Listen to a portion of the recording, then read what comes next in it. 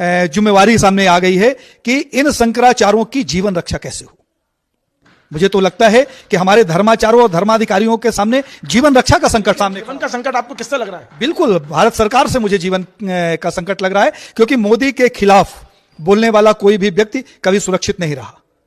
और हमारे धर्माचार्यों ने इतने बड़े इनके इवेंट जो बना दिया है इन्होंने राम जन्मभूमि की प्राण प्रतिष्ठा, तो जितनी मुखरता और प्रखरता से इन्होंने विरोध किया है, कल उनके यहाँ ईडी के छापे लगेंगे, उनके ऊपर फर्जी केस लादे जाएंगे, शंकराचार्यों के यहाँ ईडी छापे पड़ेंगे। बिल्कुल 100% उनको बेदखल किया जाएगा उनके मठ गद्दी से। बिल्कुल, और फर्जी शंकराचार्यों को असली बताकर वहां स्थापित करने का काम भी मोदी साहब के नेतृत्व में होगा, मुझे ऐसा प्रतीत हो रहा है। इन्हीं मुद्दों पर चर्चा करने बैठ रहे हैं आप इलाहाबाद में फरवरी में?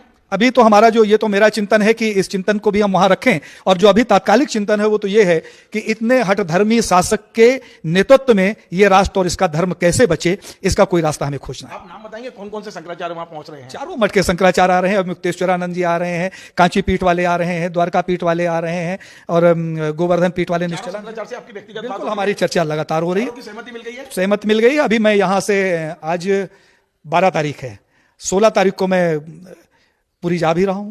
शंकराचार्य जी से मैं व्यक्तिगत वहां अलग से भी चर्चा करूंगा, और इस अभियान को हम राष्ट्र और धर्म को बचाने के लिए चलाना चाहते हैं। सत्ता से कोई, हमारे जितने शंकराचार्य हैं उसमें से कोई धर्म आधारित। ये चारों शंकराचार्य के सम्मेलन का कुछ नाम रखा है आपने? कोई नाम नहीं है, सनातन का चिंतन है, ये तो जहां रहते हैं वहां चिंतन करते हैं, तो इस बार हम लोग साथ में बैठ के करें। कितने सालों बाद चारों शंकराचार्य एक साथ बैठ रहे हैं? मुझे ये लगता है कि कभी चारों शंकराचार्यों को समझने का यत्न ही नहीं किया गया।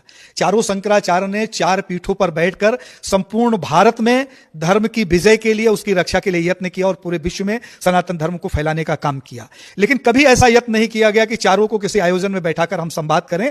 एक र्यूमर हमेशा बनाया गया कि चारों शंकराचार्य आपस में नहीं बैठते। अरे जब चारों के बयान संयुक्त आ रहे हैं, चारों एक मतेन हैं, तो जो प्रयास ही नहीं किया जाएगा तो कैसे बैठेंगे? आखिरी सवाल यह कि आपके अलावा और कितने लोग हैं जो चारों शंकराचार्यों को एक साथ लाने, बिठाने और इनकी तमाम सारी व्यवस्थाओं में लगे हुए हैं?